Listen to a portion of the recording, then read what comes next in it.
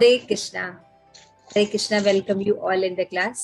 आज की इस नारद भक्ति सूत्र क्लास में आप सभी का बहुत बहुत स्वागत है। जैसा कि गर्मी बहुत पड़ रही है, आप अपना टेक केयर कीजिए।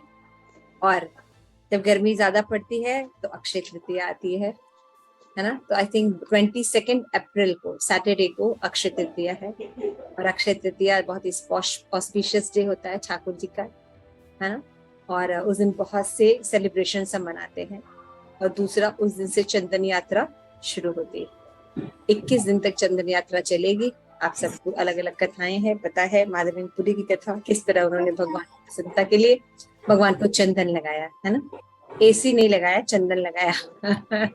तो चंदन जो है शीतलता प्रदान करती है। तो हम सब क्या करते हैं, हम सब इस्कॉन में ये प्रथा होती है। सभी इस्कॉन में चंदन घिसने की परंपरा होती है। आप सब जा सकते हैं मंदिर, नहीं तो घर पे भी अपने डीटीज को चंदन लगा सकते हैं। 22 को अक्षय तृतीया है। I hope so I am right. ठीक है ना। तो चंदन यात्रा की आप लोग तैयारी कीजिए। ठाकुर जी की चंदन यात्रा आ रही है, तो चंदन लगाइए ठाकुर जी। ठीक है। तो आइए हम नारद भक्ति सूत्र का सूत्र नंबर 55 पढ़ रहे हैं, जिसमें नारद मुनि हमें डिस्क्राइब कर रहे हैं कि शुद्ध भक्ति के क्या लक्षण होते हैं। तत्प्राप्तस्य तत एव अवलोकयति, तत एव शृणुतो, तत एव चिंतयति। अनुवाद। तत् यानी उसे, प्राप्ति यानी प्राप्त करके, तत् यानी उसे, एव एकमात्र, अवलोकपति यानी देखता है, तद उसे, एव यानी एकमात्र, शृणोति सुनता है, तद उसे, तद एव यानी उसे एकमात्र, चिंतयति यानी चिंतन करता है। तो यहाँ पे हम पिछले श्लोका से हम कनेक्टेड देख रहे हैं कि नारद मुनि जो है हमें शुद्ध भक्ति के थोड़े से लक्षण बता रहे हैं। तो पिछले 54 श्लोक में उन्होंने बताया था कि जो शुद्ध भक्ति होती है, शुद्ध भगवत प्रेम होता है, ये सूक्ष्मतर चेतना है ना। ये बहुत सूक्ष्म चेतना है भक्ति, और ये भौतिक गुणों तथा भौतिक कामनाओं से रहित होता है। जो हमारी आध्यात्मिक चेतना होती है वो कैसी होती है, इसमें कोई मटेरियल दूषण नहीं पाया जाता, है ना। और इसका क्या होता है, हर क्षण वर्धमान, हर क्षण ये जो आनंद है, ये बातें क्या होता है, वो बढ़ता जाता है। हर क्षण जो है वो आनंद जो है वो बढ़ता जाता है, और अविच्छिन्न रूप से ये चीजें जो है प्रकाशित होती है। तो ये बताया गया था पिछले श्लोक में कि ये जो कुछ लक्षण हैं ये भक्ति के, शुद्ध भक्ति के हैं। तो इस तरह से जब ये लक्षण हमारे अंदर आने लगते हैं तो इस भगवत प्रेम की प्राप्ति के पश्चात हम जीव का क्या स्वभाव हो जाएगा, वो एकमात्र भगवान को ही देखता है। अभी भगवान के प्रति भक्ति जग गई, भगवान के प्रति शुद्ध प्रेम भक्ति हो गई, है ना। तो किसको किसको वो देखेगा, एकमात्र भगवान को देखेगा, है ना। वो एकमात्र केवल उनके बारे में सुनना चाहता है, आप देखिए, और वो एकमात्र उनके बारे में चिंतन करता है। तो भौतिक जगत में भी जब प्रेम होता है, किसी नव युवक को नव युवती से प्रेम होता है ना, एक हीरो को हीरोइन से प्रेम होता है, तो वो क्या करता है, वो उसी को देखना चाहता है, उसी के बारे में सुनना चाहता है, और उसी के बारे में सोचना चाहता है। ऐसा होता है।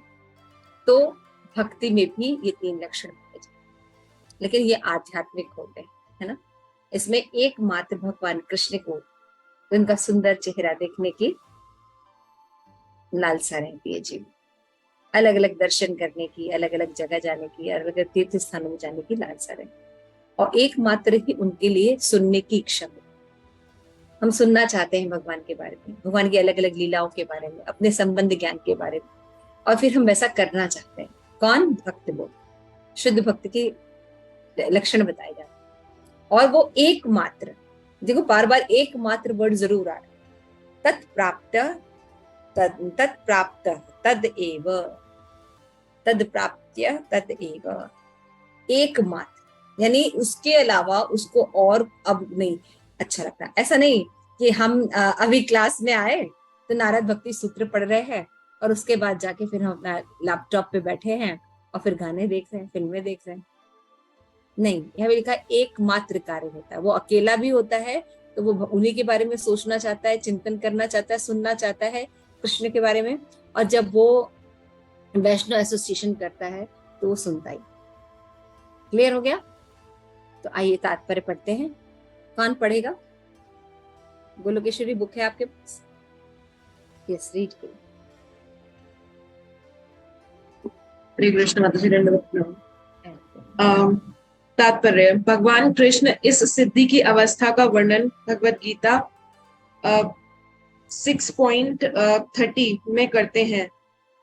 यो मां यो पश्यति सर्वत्र सर्व च मयि पश्यति तस्य अहम च प्रणश्यामि स च मे न प्रणश्यति। मुझको सर्वत्र देखने तथा सब कुछ मुझ में देखने वाले के प्रति मैं कभी अदृश्य नहीं होता और ना ही वह मेरे प्रति अदृश्य होता है। श्रील प्रभुपाद लिखते हैं, ऐसा व्यक्ति भौतिक प्रकृति के सब पृथक प्रकाशों को देखता हुआ प्रतीत हो सकता है, परंतु प्रत्येक संदर्भ में वह कृष्ण के प्रति यह जानते हुए सचेत रहता है कि सब कुछ कृष्ण की शक्ति का प्रकाश है। भगवत गीता 6.30 तात्पर्य: यह समाधि है और कोई व्यक्ति उसे अष्टांग योग पद्धति से प्राप्त करे या भक्ति योग से, वह समान है। भक्ति योग में वह भक्तिमयी सेवा में सर्वदा स्थिर रहता है और कुछ भी देखने से कृष्ण के ही प्रति अपने ध्यान का संवर्धन करता है। शुद्ध कृष्ण भावनामृत को समझने में सहायता हेतु आचार्य गण हमें साधारण प्रसंगों में भी समाधि स्त्रश अवस्थाओं का उदाहरण देते हैं। जब माँ अपने नन्हे बालक के जूते देखती है तो वह उनको बस तटस्थ वस्तुओं के रूप में नहीं देखती, वह अपने बालक के प्रति संरक्षण एवं प्रेम का अनुभव करती है। इसी प्रकार जब कोई प्रेमी अपने प्रेमास्पद की कंघी उठाता है, विशेषकर जब वह अपने प्रेमास्पद से विरह में हो, तो उसे प्रेम के प्रगाढ़ भावों का अनुभव हो सकता है। परम पुरुषोत्तम भगवान श्री कृष्ण के संदर्भ में सब कुछ उनकी शक्ति है। अतः भक्त जहाँ कहीं भी जाए अथवा ब्रह्मांड भर में जो कुछ भी देखे, उसे भगवान का ही स्मरण होता है। इसके अतिरिक्त यह अभिज्ञान केवल एक बुद्धिगत आदत नहीं, अपितु प्रेम की पूर्ण अभिभूतकारी अवस्था है। अपनी ब्रह्म संहिता 5.38 में ब्रह्मा जी कृष्ण को सदैव तथा सर्वत्र देखने की भक्तिमय योग्यता का वर्णन करते हैं। प्रेमांजन श्रुत भक्ति विलोचनेन संत सदैव हृदयेषु विलोकयन्ति यम शाम सुंदरम अचिंत्य गुण स्वरूपम गोविंदमादि पुरुषम तमहम भजामि। जो स्वयं श्याम सुंदर हैं, जिनके अनेकानेक अचिंत्य गुण हैं तथा शुद्ध भक्त जिनका प्रेम के अंजन से रंजित भक्ति के नेत्रों द्वारा अपने अंतर हृदय में दर्शन करते रहते हैं, उन आदि पुरुष भगवान गोविंद का मैं भजन करता हूँ। अपने तात्पर्य में श्रील भक्ति सिद्धांत सरस्वती लिखते हैं, जीव के चिन्ह में शुद्ध विग्रह के नेत्र ही भक्ति के नेत्र हैं। भक्ति के अनुशीलन से शुद्धि के अनुपात में कृष्ण विग्रह उन नेत्रों को दिखाता है। प्रेम के नेत्रों से कृष्ण का दर्शन करने से हमें क्या चीज रोकती है? हमारी आंखों में भौतिक आसक्तियों से बना मोतियाबिंद। जैसा श्री कृष्ण कहते हैं, नाहम प्रकाश सर्वस्य योग माया समावृता मूढ़ो अव्ययम नाभिजानति लोको माम अव्ययम। मैं मूर्खों तथा अबुद्धिमानों के प्रति कभी प्रकाशित नहीं होता, उनके लिए मैं अपनी अंतरंगा शक्ति द्वारा आवृत रहता हूँ एवं इसीलिए वे नहीं जानते कि मैं अजन्मा तथा अच्युत हूँ। भगवत गीता 7.25 में भगवान कृष्ण हमसे छिपते नहीं, वे तो हमें अपने साथ रखना चाहते हैं। वे सूर्य के समान जो सदैव आकाश में ज्वलयमान है। कोई भी बादल सूर्य को ढकने में पर्याप्त बड़ा नहीं, किंतु पृथ्वी से देखने में एक छोटा बादल भी सूर्य के प्रति हमारी दृष्टि को ढक सकता है। इसी प्रकार से हमारी इच्छा तथा द्वेष के बादल हमें प्रेमोस्माद भगवान को देखने से रोकते हैं एवं उनकी सेवा से आने वाले सुख तथा शांति का भोग करने में बाधा पहुंचाते हैं। अतएव कृष्ण भावनामृत का अनुभव करने हेतु हमें अपनी उन उपाधियों से ऊपर उठना होगा जो हमें स्वयं को शरीर मानने तथा हमारी कपोल कल्पनाओं से हमें एकात्म होने को प्रतीत करती हैं। नारद जी भक्ति की परम अवस्था की व्याख्या कर रहे हैं। यह अवस्था दुर्लभ है, किंतु भक्ति योग सिखाने वाले वैष्णवों की कृपा से इसे प्राप्त किया जा सकता है। तार्किक भाव से वैदिक शास्त्रों को पढ़ने वाला व्यक्ति कृष्ण को कभी नहीं जान पाएगा, किंतु हम उनके प्रतिनिधियों द्वारा मार्गदर्शित भक्ति योग में कार्य करें तो उनकी कृपा प्राप्त कर सकते हैं। श्रील प्रभुपाद लिखते हैं, जब कोई व्यक्ति हरे कृष्णा हरे कृष्णा कृष्ण कृष्ण हरे हरे हरे हरे हरे राम हरे हरे राम राम राम हरे हरे हरे महामंत्र से प्रारंभ करके कृष्ण भावनामृत में पूर्णतः संयुक्त हो जाता है, केवल तभी वह परम पुरुषोत्तम भगवान को समझ सकता है। भगवत गीता 7.24 तात्पर्य। थैंक यू सुंदर रीडिंग करने के लिए। हरि बोल, लाउड एंड क्लियर। तो देखिए बहुत ही सुंदर परपोर्ट है ना। तो ये प्रेम के लक्षण है। जब हम प्रेम करते हैं तो उसके लक्षण, और ये शुद्ध प्रेम में ये लक्षण होना बहुत जरूरी है। तो मटेरियल जगत में जो पाया जाता है वो काम होता है ना, लेकिन जो आध्यात्मिक जगत में पाया जाता है वो शुद्ध कृष्ण प्रेम होता है, और उसमें ये लक्षण पाए जाते हैं। भक्त जो होते हैं वो क्या होते हैं, एक बार अगर भगवत प्रेम प्राप्त हो गया तो एकमात्र वो भगवान को देखना चाहते हैं, उनके बारे में सुनना चाहते हैं और उनके बारे में चिंतन करना चाहते हैं, है ना। तो उनको ऐसा ही एसोसिएशन अच्छा लगता है जहां ये तीनों चीजें उनको सुलभ हो। ठीक है ना। तो यहाँ पे भगवत गीता का बहुत ही सुंदर श्लोक है कि योमा पश्यति सर्वत्र सर्वस्य मयि पश्यति तस्य अहम न प्रणश्यति पढ़िष्यामि न च मे न प्रणश्यति। मैं चाहूंगी इस श्लोक का कोई अनुवाद करे और इसके बारे में बताए। ज्यादातर लोगों ने ये श्लोक पढ़ा है भगवत गीता, इसमें क्या बातें बताई गई हैं। 6.30 मेन पॉइंट्स। सबने क्लासेस किए हैं, भक्ति शास्त्री किया है। 6.30 श्लोक थोड़ा अपने आप को बताने की कोशिश कीजिए। यस प्रेम पद्मिनी माता जी। हरे कृष्ण। तो जैसे इसमें शील प्रभुपाद बताते हैं कि मुझको सर्वत्र देखने तथा सब कुछ मुझ में देखने वालों के प्रति मैं कभी अदृश्य नहीं हूँ और न ही मेरे प्रति अदृश्य है। तो इसमें कहने का मतलब है कि जैसे भगवान जो है परम सत्य हैं, और परम सत्य की अनुभूति हम तीन चीजों के रूप में करते हैं, निर्विशेष हम, अंतर्यामी परमात्मा। तो जैसे इस भौतिक प्रकृति मतलब इस भौतिक संसार में जो भी चीजें हैं वो या तो स्थूल रूप में है, जैसे कि पहाड़ है, नदी है, या मतलब जैसे कहते हैं कण कण में भगवान, तो उस रूप में भगवान निर्विशेष ब्रह्म के रूप में विराजमान है, और सभी जीवों के हृदय में भगवान परमात्मा रूप में विराजमान है। और फिर जब मंदिर में जो भगवान है जो अर्चा विग्रह के रूप में विद्यमान है, तो इस तरह से जो भगवान है वो हर वस्तु में विद्यमान है, लेकिन अलग अलग रूपों में। जैसे एक बार गुरु महाराज क्लास में बता रहे थे कि जैसे एक सड़क है, सड़क पे एक बिजली का खंबा है, तो हम ये कहेंगे कि क्या ये खंबा भगवान है? तो एक्चुअल में वो खंबा भगवान नहीं है, लेकिन वो खंबा भगवान की शक्ति का प्रदर्शन है। जैसे कि वो खंबा लोहे से बना है, और वो लोहा कहाँ से मिलता है? हमें खान में से मिलता है। तो वहां पे कैसे मिला? भगवान की शक्ति से मिला। फिर किसी व्यक्ति ने उसको वहां से निकाला, फिर उसको तपा के और फिर उसको एक खंबे की शेप दी और बनाया। तो उसको बनाने के लिए शक्ति और बुद्धि कहाँ से है? वो भी भगवान के द्वारा दी गई है। तो इस तरह से हर वस्तु किसी न किसी रूप में भगवान से ही जुड़ी हुई है। तो वो हर चीज में भगवान को ही देखता है, तो वो चाहे भगवान की शक्ति के रूप में, जैसे कुर्सी है तो कुर्सी भी भगवान नहीं है, लेकिन वो कुर्सी भी भगवान की शक्ति का प्रदर्शन है, क्योंकि वो लकड़ी है, वो पेड़ से ही। तो पेड़ जो है वो प्रकृति का एक पार्ट है, मतलब पेड़ से लकड़ी होगी, लकड़ी को किसी ने काटा, फिर उसको एक शेप करके एक चेयर की रूप दिया। तो उस सबको बनाने के लिए शक्ति और बुद्धि भी भगवान के द्वारा ही प्रदान की गई है। और फिर अब जैसे कि कई लोग चैलेंज करते हैं कि कहाँ है भगवान, कहाँ है भगवान। तो जैसे कि इसी में ही बताया है कि ब्रह्म संहिता में बताया ना, प्रेमान जरूर से भक्ति विलोचने ना संत है सदैव हृदय से विरूपयन्ति, कि आप हर क्षण हर समय भगवान का दर्शन कर सकते हो, बस इसके लिए आपको एक शर्त है कि प्रेम का काजल जो अपनी आंखों में लगाना होगा। तो सबसे बड़ी चीज है प्रेम। तो इसलिए जिसको भगवान से प्रेम है तो वो भगवान का हर क्षण दर्शन कर सकता है। Yes, thank you so much माता जी, बहुत ही सुंदर आपने सजाया समझाया। और कोई इसमें कुछ ऐड करना चाहता है? यस आनंद प्रदान। हरे कृष्ण माता जी, दंडित प्रणाम। माता जी, भागवतम के चौथे स्कंद के 28वें अध्याय के 24वें श्लोक में पढ़ा था कि कोई मनुष्य अगर 3 बातें जानता है कि अगर भगवान कृष्ण ही हमारे परम भोक्ता हैं और वो ही प्रत्येक वस्तु के स्वामी है और वो प्रत्येक जीव के परम मित्र हैं, तो वह पूर्ण कृष्ण चेतना में है। जो जैसे भगवान कहते हैं ना कि ये भगवद गीता के 5वें अध्याय में 29वां श्लोक है, भोक्तार यज्ञ भोक्तार भोक्तारम यज्ञ तपस्या सर्वलोक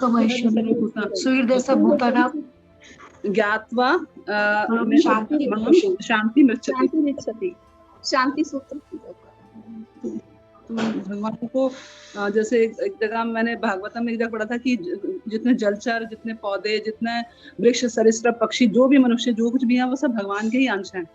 और जैसे माता जी ने बताया कि हम हर वस्तु का प्रयोग जो है वो किसी ना किसी रूप में वो भगवान की सेवा में है। जैसे प्रभुपाद क्या करते थे कि अगर ये थोड़ा सा शायद विषय से हटकर है कि हम चाहें तो हर चीज जो भगवान के जो भी संसार में है, वो बोलते थे पूरे ब्रह्मांड में वो हर चीज भगवान की है, क्योंकि वो चाहे गाड़ी के रूप में बन के आए या मकान के रूप में बन के आए, और तो वो उसको हम लोग भगवान की सेवा में यूज करते हैं। जैसे लोग कहते थे कि वो गाड़ी में बैठकर आते हैं, तो कह रहे है सब भगवान का ना, तो उसको हम लकड़ी है, लकड़ी से मकान बना, नाव बनी, कुछ बना, तो उसको हर चीज का जो है वो अगर उसका जो सार है, जो उसका बेस है, वो भगवान ही है।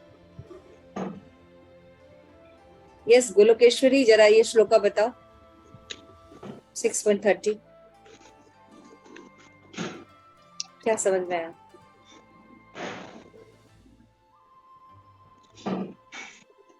मैं ये चेक करती हूँ कि आप लोग वीडियो बंद करके अगर क्लास में बहुत से काम करोगे तो कोई मतलब नहीं है क्लास अटेंड करने का। फिर आप लोग लीव करके जा सकते हो। कम से कम क्लास में वो लोग रहे जो पढ़ना चाहते हैं। Okay, it is very important कि अगर आप उसको सुनते नहीं हो तो क्लास ज्वाइन करने का कोई मतलब नहीं होता है। ठीक है, तो हम लोग भी जब ये क्लास लेते हैं तो बहुत से एफर्ट्स रखते हैं, हमारी भी बहुत सी प्रॉब्लम्स होती है, लेकिन जब हम लोग आपको देने की या क्लासेस प्रोवाइड कर रहे हैं तो आप लोग कोशिश कर सकते हैं कम से कम इन क्लासेस को सुने। ये सब बहुत सिद्धांत की बातें आप लोगों को समझाई जाती है ना, तो क्लासेस को सुनना बहुत जरूरी है। कभी हम इमरजेंसी में अगर बिजी है वो बात अलग होती है, लेकिन कोशिश कीजिए कि सुनिए, क्योंकि ये सिद्धांत देखिए बताए जा रहे हैं ना। जहाँ पे आनंद प्रदा माता जी ने भी ऐड किया प्रेम पद्मिनी माता जी की बात पे कि भगवान को सर्वत्र देखा जा सकता है ना। तो सर्वत्र देखने के लिए क्या होना चाहिए? हर समय भगवान हमें दिखाई देने चाहिए, है ना। लेकिन हमें तो भगवान या तो विग्रह में दिखाई देते हैं, या फोटो होती है, या कोई भागवत गीता वगैरह पढ़ रहे होते हैं, तब हमें लगता है कि भगवान के पास है या भगवान हमें दिखाई दे रहे हैं, है ना। लेकिन हर समय तो विग्रह नहीं हो सकते, हर समय आपके पास बुक नहीं हो सकती, राइट, या हर समय हमारी कॉन्शियसनेस बिल्कुल प्योर नहीं हो सकती। तो कैसे हम देख सकते हैं? यहाँ पे बताया जा रहा है कि भगवान को कैसे देखा जा सकता है, जो सिद्धांत रूप है। क्या देखा जा सकता है कि भगवान को 3 स्तर पर रियलाइजेशन होती है, ब्रह्म, परमात्मा और भगवान। भगवान की रियलाइजेशन कितने स्तर पर होती है? 3 स्तर पर, ब्रह्म, परमात्मा और भगवान। बोलिए सब लोग, ब्रह्म, परमात्मा और भगवान। समझ में? तो ब्रह्म का मतलब होता है निर्विशेष रूप में सबको जानना। क्या जानना? कि जितनी भी चीजें हमारे आसपास हैं, मेरा शरीर है, जितनी भी चीजें हैं, ये सब भगवान ने बनाई है। इसके स्रोत कौन है? भगवान है। इसको मेंटेन कौन कर रहा है? भगवान कर रहे हैं, है ना। और इसका डिस्ट्रक्शन भी अगर करेंगे तो कौन करेंगे? भगवान करेंगे, है ना। तो जब कोई इस ज्ञान में रियलाइज्ड हो जाता है, जैसे हमें तो थ्योरी नॉलेज है ना, लेकिन किसी को यहाँ पे रियलाइज्ड नॉलेज है? नहीं, है ना। हम लोग थ्योरी रूप में ही कम से कम जानते हैं, लेकिन प्रहलाद महाराज जो हैं उनको थ्योरी में नॉलेज नहीं था, उनको रियलाइज्ड नॉलेज था, है ना। वो जब भी परसेप्शन करते थे, किसी चीज को देखते थे, तो कैसे देखते थे? कृष्णमय। इसको कहा जाता है, शब्द क्या जाता है? कृष्णमय देखना। ठीक है ना। पावनी माता से समझ में आ रही है बात? सिंपल हम बताने की कोशिश कर रहे हैं, है ना। हाँ जी माता जी। तो हमें हमें जो क्या दिखाई दे रही है, कृष्णमय। सखी स्वरूपा, समझ में आ रहा है बात जी? डिफिकल्ट तो नहीं हो रहा? डिफिकल्ट तो नहीं हो रहा सिद्धांत? तो एक एक होता है कि हम अपने मन से बोले कि कोई भी चीज है, क्योंकि हम किसी से प्रेम करते हैं, उनको लगता है कि सब वो सबसे कनेक्टेड है, मेरा हीरो ही सब कुछ। नहीं, ऐसा नहीं है। यहाँ पे कृष्ण जो है सचमुच हीरो है, क्योंकि वो ऑलरेडी कनेक्टेड है, हम माने या ना माने, है ना। हम एक्सेप्ट करें कि नहीं कि हम कृष्ण के हैं या नहीं हैं, हम ये हैं हम वो हैं, लेकिन हम माने या ना माने, हम सब भगवान कृष्ण के अंश हैं, और सारी चीजें जो हैं वो भगवान के द्वारा ही बनाई जाती है, भगवान के श्रुत। तो जब किसी को इस बात का पता होता है, तो शुद्ध भक्त को ये बात पता होगी ना, ये सीक्रेट। तो वो कैसे देखता है, योमा सर्पश्यति सर्वत्र। वो जब परसेप्शन देखता है तो वो अपने भोग के लिए सबको नहीं देखता, अपनी सेंस ग्रेटिफिकेशन के लिए नहीं देखता, वो देखता है तो कैसे देखता है, कृष्णमय जगत देखता है, क्योंकि वो भगवान से प्रेम कर रहा है। तो भगवान से प्रेम करने के कारण उसको ज्ञान और विज्ञान होता है। तो वो जैसे आपके बगल में कोई व्यक्ति बैठा है ना, जैसे तरुणी ट्रैवल कर रही है, उसके बगल में पैसेंजर्स बैठे होंगे, है ना, और भी बहुत सी चीजें होंगी, तो क्या है, वो लोग कैसे हैं, वो भी भगवान ने बनाए। तो जब ऐसा परसेप्शन होता है तो वो व्यक्ति कभी अकेला हो सकता है बिना भगवान के? कभी नहीं ना। नरसिंह स्थिति कभी अकेला फील कर सकता है? नो माता ji, we are always with Krishna. Yes, चाहे वो अकेले भी बैठा है तब भी पता है हृदय में भगवान है ना। ये बात यहाँ पे बताई जा रही है कि ऐसा व्यक्ति जो होता है, जो भगवान को प्रेम करता है, उसको ये पता होता है कि हर जगह हर कण में भगवान है। प्रेमंजलि क्लियर है ना?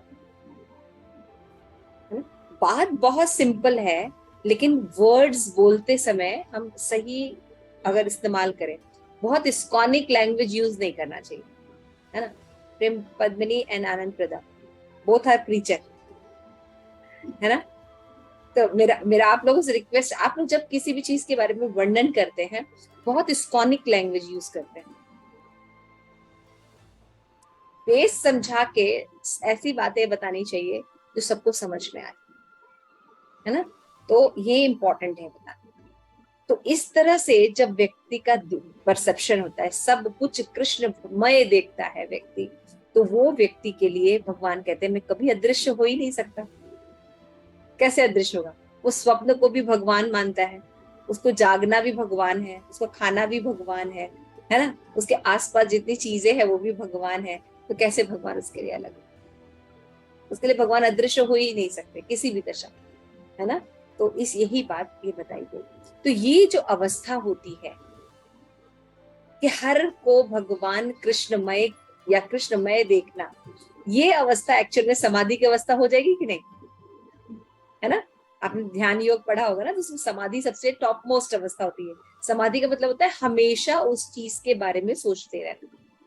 तो ये अवस्था कृष्ण भावनामृत में अपने आप प्राप्त हो जाती है ना। आप लोग देखिए कुछ भी करते हैं सुबह से, है ना, पद्मा माता जी, सुबह उठते हैं, बैठते हैं, कहीं जाते हैं, है ना, कुछ सेवा करते हैं, तो कॉन्शियसनेस क्या रहती है, भगवान की बनी, है ना। ऐसा होता है ना, कुछ भी घटना घटती है तो हम क्या सोचते हैं, भगवान। तो अभी आपके लिए कृष्ण ज्यादा सुलभ नहीं है ना। अभी हमको ज्यादा सुनाई, जैसे अभी हमें श्रील प्रभुपाद ने हरे कृष्ण महामंत्र दिया है ना। जब हम चैंटिंग करते हैं तो प्रेमंजलि बताओ, क्या पूरे दिन हमें रियलाइजेशन थोड़ी थोड़ी देर पे भगवान की नहीं आती है?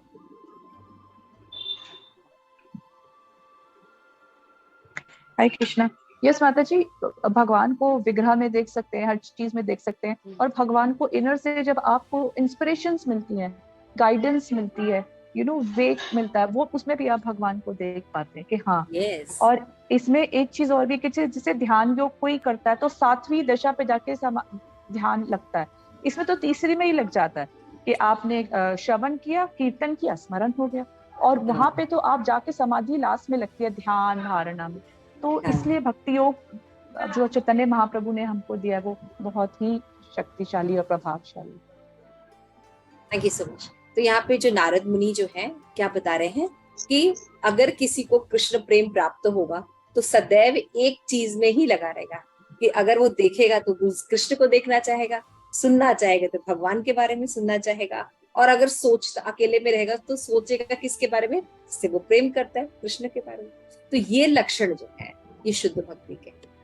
तो क्या भागवतम का कोई श्लोक आप लोग को याद आ रहा है इससे रिलेटेड? भागवतम में भी ऐसा बताया है, भगवद गीता में बताया है।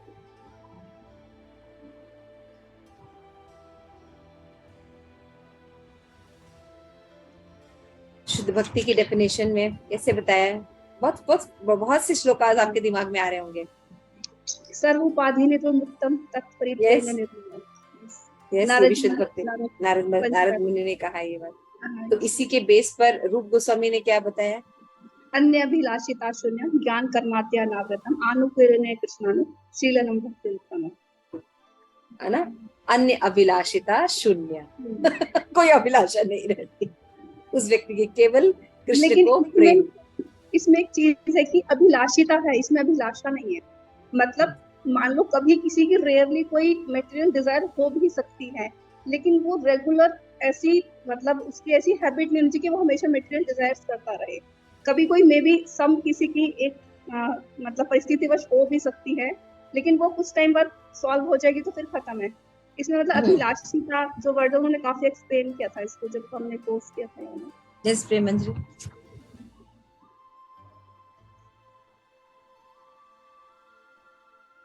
माता जी, जब हम लोग जो एक नॉलेज शीट दी है सच्चिदानंद प्रभु ने, उसमें लिखा है कि अगर आप अपनी जीवन की हर चीज में भगवान के संग रहते हैं तो आपकी सब चीजें सॉर्ट होती है। अब माता जी कॉन्ट्रडिक्टरी बोल रही हैं कि नहीं आप हर बार मत बोला करो, तो फिर ऐसा कहते हैं किसको बोले फिर जाके? हमारे साथ तो हर मूवमेंट पे और फिर 90% मटेरियल प्रॉब्लम ही रहती है, ये हो गया वैसे हो गया। तो ये कॉन्ट्रडिक्टरी लगता है कि अब हम ना बोले तो किसको बोले? अब छोटी सी वहां पे लिखा है कि हर चीज में, जो नॉलेज शीट में लिखा, हर जो भी आपकी एक्टिविटी है उसमें भगवान को डिजायर भगवान के सामने ही रखो आप अपना। और अभी जैसे माता जी बता रही है अभिलाषिता के, कि आपको ये नहीं कि हर 2-2 मिनट बाद भगवान ये कर दो ये कर दो ये कर दो, मगर ये होता भी और नहीं भी होता, ये कैसे समझेंगे? It is a very good question. अभी यहाँ पे एक क्वेश्चन अराइज हुआ कि माता जी ने प्रेम पद में माता जी ने बोला अभिलाषिता शब्द का यूज हुआ है, अन्य अभिलाषा सुनना। अभिलाषा शब्द का यूज नहीं। अभिलाषा मतलब अभी एक बात हुई, भगवान मेरे बच्चे को पास करा दो, फिर मेरी लड़की की शादी करा दो, अभिलाषा मतलब कंटिन्यूअस कोई ना कोई इच्छा, भौतिक इच्छा भगवान के आगे जाके मांगना। और दूसरी बात प्रेम मंजरी माता जी का पॉइंट आया कि माता जी अगर ऐसा है तो फिर नॉलेज शीट में ये लिखा है कि हमें हर चीज हर डिजायर जो है भगवान के समक्ष से जाके बोलना चाहिए। तो ये दिखने में दोनों चीजें जो है कंट्राडिक्टरी लग रही है, लेकिन कंट्राडिक्टरी नहीं है, कंट्राडिक्टरी नहीं है ना? ये स्टेजेस की बात है, समझ रहे हैं? स्तर की बात। जब हम कनिष्क अधिकारी रहते हैं तो हमारा मूड अलग होता है, जब हम मध्यम अधिकारी होते हैं तो हमारा मूड अलग होता है, और जब हम उत्तम अधिकारी होते हैं तो किसी चीज को देखने का परसेप्शन अलग होता है। तो जब कनिष्क अधिकारी होता है तो क्योंकि उसको अभी समाज से काट के भगवान में जोड़ना है, समझ रहे हैं? उसको भौतिक जगत से काट के केवल भगवान में जोड़ना है ना? प्रैक्टिस करानी है अभी कि भौतिक आसक्ति उसकी खत्म हो और वो भगवान के प्रति आसक्त हो। इसलिए उसको जो क्या बोलते हैं संकल्प मंत्र या ऐसी चीजें दी जाती है कि वो जो भी चीज कहना है भगवान से। तो फर्स्ट हम ये सीखे, है ना? उसके बाद जब हमें प्रेम होने लगता है, मध्यम अधिकारी जब हम बनते हैं, तो हम भगवान से अपनी डिजायर्स नहीं मांगते। हम सबका भला मांग सकते हैं, सबका कल्याण मांग सकते हैं, सबके लिए स्वास्थ्य के लिए प्रे कर सकते हैं, लेकिन अब हम अपनी डिजायर्स को बहुत ज्यादा नहीं रखते, है ना? क्योंकि हमें पता है कि ऑलरेडी ठाकुर जी हमारा पालन कर रहे हैं, है ना? लेकिन शुद्ध भक्त जो होते हैं उनको वो भगवान के लिए, वो भगवान को अपनी कोई भी बात करने के लिए वो ज्यादा बोलते नहीं, है ना? वो नहीं बोलते क्योंकि वो भगवान को किसी भी तरह की करने के लिए डिस्टर्ब नहीं करना चाहते। वो जानते अवश्य रक्ष में कृष्णा गोप तीर्थ बढ़ने तक, उनको पूरा विश्वास, शरणागति के लक्षण है ना, वो इस गोप तीर्थ बढ़ने तक था इस पर पूर्ण रूप से वो आश्वस्त रहे, माता जी अवश्य अगर रक्षा करें। पूर्ण माता जी वो भगवान- भगवान को ठाकुर जी को ही मांगते हैं कि आप बस हमारे संग रहिए, वो अभिलाषा से किसी चीज की नहीं करते। जैसे गोपियां हैं, गोपियों का विरह जो है वो भगवान इसलिए को माता ऐसे जी नहीं ने बोलते। प्रेम पद्मिनी माता जी ने कहा ना कि अभिलाषिता वर्ड है, नॉट अभिलाषा। तो शुद्ध भक्त के अंदर कभी कभी कोई अभिलाषा हो सकती है, लेकिन अभिलाषिता शब्द यूज है, अभिलाषा नहीं। जैसे एग्जाम्पल उन्होंने बताया कि द्रौपदी है, तो द्रौपदी की एक सिचुएशन थी कि उसको राजसभा में जाके उसका अपमान किया जा रहा था, तो उसने फिर अपने लिए प्रार्थना की भगवान से कि उसकी रक्षा करे। तो मतलब उसने शरीर की रक्षा के लिए बोला ना, तो मतलब एक वे में देखा जाए तो मटेरियल डिजायर है, तो ऐसी स्थिति है कि जब कुछ ऑप्शन नहीं दिखता तो तब भगवान के जो भक्त है वो कहाँ जाएगा, भगवान की शरण में जाता है।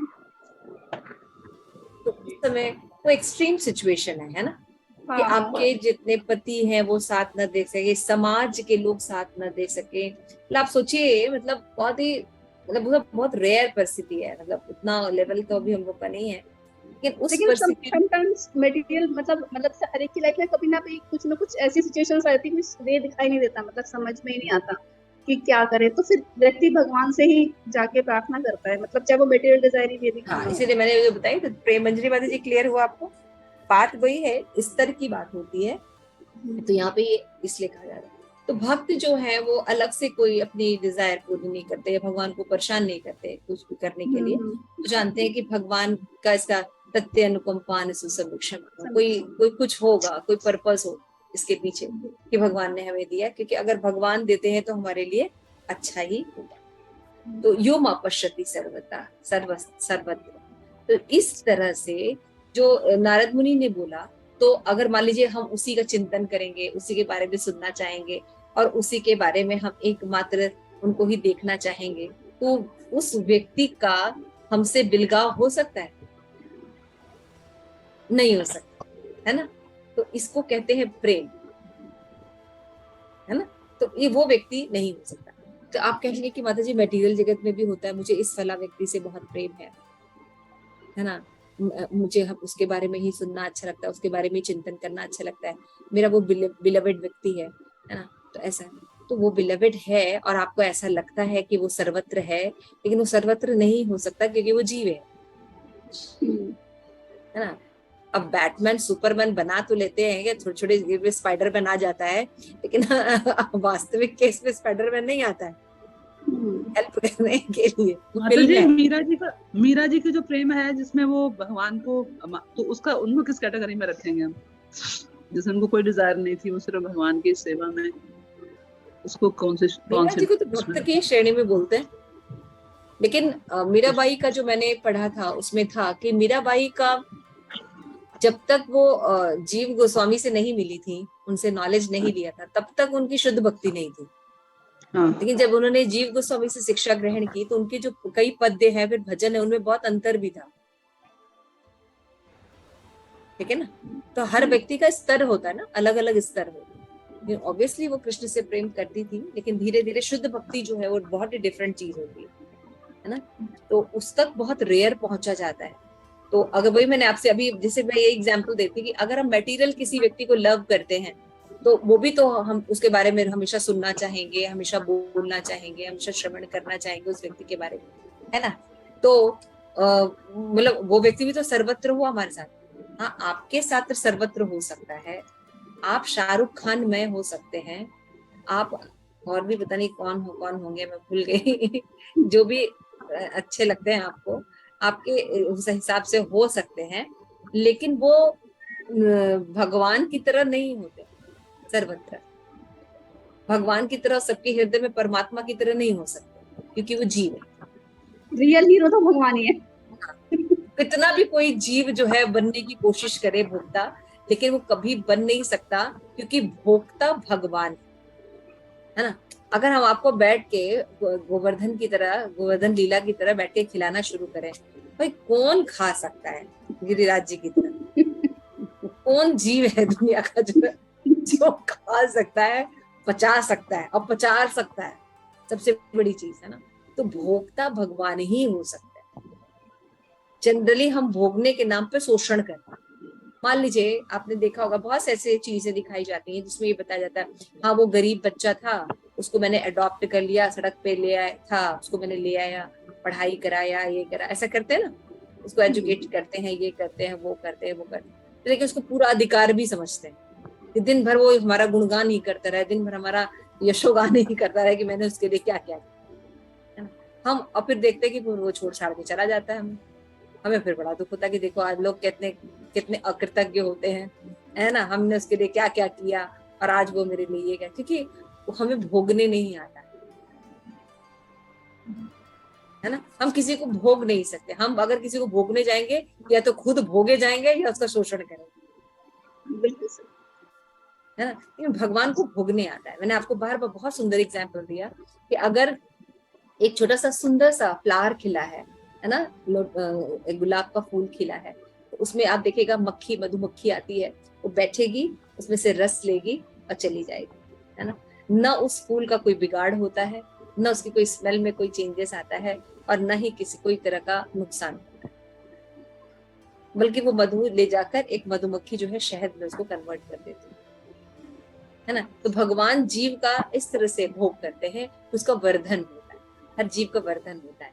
लेकिन हम भोग नहीं सकते, हम या तो उसका शोषण करेंगे या खुद भोगे जाएंगे। अब हम भोग भी लगाते हैं भगवान को तो वो भी एज इट इज ही मिलता है ना, वो वापस करके उसमें कृपा डाल देते हैं। लेकिन हम भोग लगाते हैं तो कृपा डाल, लेकिन हम भोग लगाएंगे तो कुछ बचता ही। अब प्रेम पद्मिनी माता जी के पास अगर थाली चली गई और तो उनके पास से तो भोग वापस आएगा नहीं हमारे पास, एज इट इज खाली प्लेट आएगी, खाली प्लेट आएगी। और लेकिन अगर कृष्णा के पास हम लगाते तो वैसे का वैसे बताता, ठाकुर जी खा भी लेते, देखिए ठाकुर जी खा, कृपा है सहित, ना, हाँ कृपा सही था। तो यहाँ पे इस श्लोक का ये कि अगर हम चाहे भी किसी को प्लेस करना या अपने रिप्रेजेंटेटिव रखना कि हाँ ये ऐसा ये, लेकिन हम कितना भी कर ले, कोई भी डेमीगॉड, कोई भी देवता भी भगवान के समान नहीं हो सकता, क्योंकि भगवान ही सर्वत्र हो सकते हैं, है ना। तो जब ये चीज देखने आ जाता है, ओरिजिनल चीज देखने आ जाता है, इसी को भक्ति कहते हैं, इसी को भक्ति कहते हैं। जब व्यक्ति सही पात्र को देखने लगता है, प्रेम करने लगता है, श्रवण करने लगता है, तब उसको भगवत प्रेम कहते हैं, क्योंकि ऐसा है भी। भगवान से जब हम प्रेम करते हैं तो हमारी निंदा नहीं, स्तुति होती है। हाँ? कृष्ण से जब हम प्रेम करते हैं तो हमारी स्तुति की जाती है ना, निंदा नहीं होती है।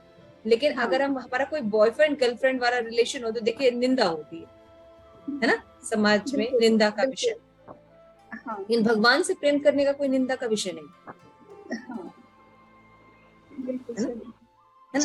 तो वो पवित्र है, वो पवित्र, क्योंकि जीव का जो भगवान के साथ रिलेशन है वो बहुत अलग है, वो पवित्र रिलेशन, वो आध्यात्मिक रिलेशन है, हमारी ओरिजिनल स्वभाव है। तो इसमें इसमें कोई निंदा का पात्र नहीं होता, वो ऐसी स्टेज है ही। इस पॉइंट पर हम एम्फसाइज इसलिए कर रहे हैं कि शुद्ध भक्ति में पता होना चाहिए सब चीज, कि अगर कृष्ण के समान हम किसी को मान भी लें तो वो कृष्ण के समान कभी हो ही नहीं सकता। कृष्ण ही सर्वत्र हो सकते हैं, कृष्ण ही से प्रेम किया जा सकता है। और कृष्ण से जब हम प्रेम करते हैं, उनके बारे में जब ये सब थिंकिंग आती है, इसी को शुद्ध भक्ति, हम बाकी चीजों के लिए नहीं कह सकते। यहाँ पे बताया गया है कि शुद्ध कृष्ण भावनामृत को समझने में सहायक हेतु आचार्यगण ने हमें साधारण प्रसंगों में भी समाधि सदृश अवस्थाओं का उदाहरण देते हैं, है ना। बताते हैं कि कैसे, भाई अगर आपको मान लीजिए, ऐसा नहीं कि कोई बहुत बड़े बड़े एग्जाम्पल दे रहे हैं, हम भौतिक जगत में भी देखते हैं कि माँ बच्चे से बहुत स्नेह करती है। यही एक थोड़ा सा स्नेह है जो कि स्वार्थ नहीं होता है इसमें, है ना। तो बच्चा मान लीजिए स्कूल चला गया तो उसकी छोटी छोटी सी कोई चीज, टॉय पड़ा रहता है, जिराफ पड़ी रहती है, तो उसको देखते हैं तो क्या करते हैं, उसका स्मरण होता है, देखो उसने ये चीज ऐसे खरीदी थी, वो ऐसे खरीदा था, उसके प्रति स्नेह का भाव उमड़ता है। तो ये सब जो माता जी आजकल नहीं होता, आजकल माँ मोबाइल पे उस पर बिजी हो जाती है, आजकल नहीं होता। तभी तो शुद्ध भक्ति बताई गई है ना, तभी तो वो चीज शुद्ध भक्ति बताई गई है ना। इसके अतिरिक्त जो बताया गया है कि हमें बताया गया कि एक बात है, मैं चाहूंगी कि आप लोग इसको एक्सप्लेन करें। यहाँ पे बताया गया, शील भक्ति सिद्धांत सरस्वती ठाकुर लिखते हैं, मिला लास्ट में, जीव के चिन्मय शुद्ध विग्रह के नेत्र ही भक्ति के नेत्र हैं। ध्यान से पढ़िए, जीव के चिन्मय शुद्ध विग्रह के नेत्र ही भक्ति के नेत्र हैं और भक्ति के अनुशीलन से शुद्धि के अनुपात में कृष्ण विग्रह उन नेत्रों को दिखता है। एक्सप्लेन कीजिए। यस प्रेमन जी, ये लिखा ना, नाहम पर प्रकाश सर्वत्र। अच्छा अच्छा, इसके ऊपर देखिए, भक्ति सिद्धांत अच्छा, यस प्रेमन जी।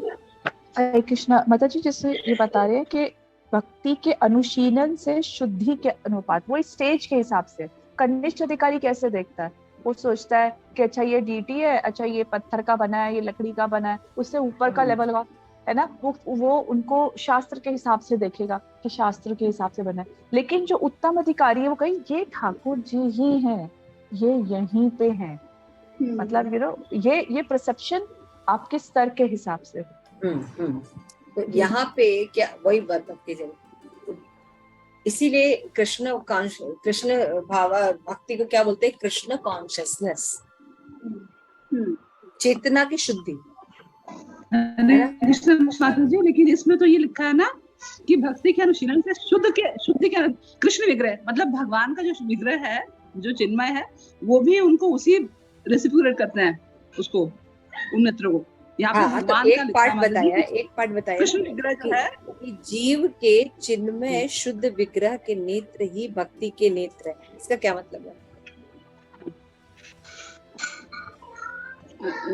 मतलब चिन्मय शुद्ध विग्रह, मतलब वो ठाकुर जी साक्षात माता जी विद्यमान है और भगवान भी उसको वैसे ही, मतलब ध्यान से पढ़िए, पहले क्या शब्द लिखे हैं, पढ़िए। जीव के चिन्मय शुद्ध विग्रह के नेत्र ही भक्ति के नेत्र हैं। भक्ति के अनुशीलन से शुद्धि के अनुपात में कृष्ण विग्रह उन नेत्रों को दिखता है।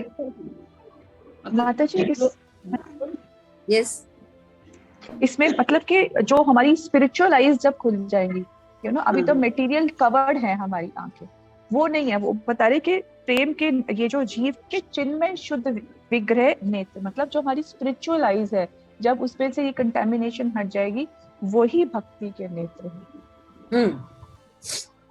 जीव के चिन्मय शुद्ध विग्रह के शुद्ध, यहाँ ऐसे बोल, जीव के चिन्मय शुद्ध विग्रह के नेत्र ही भक्ति के नेत्र है।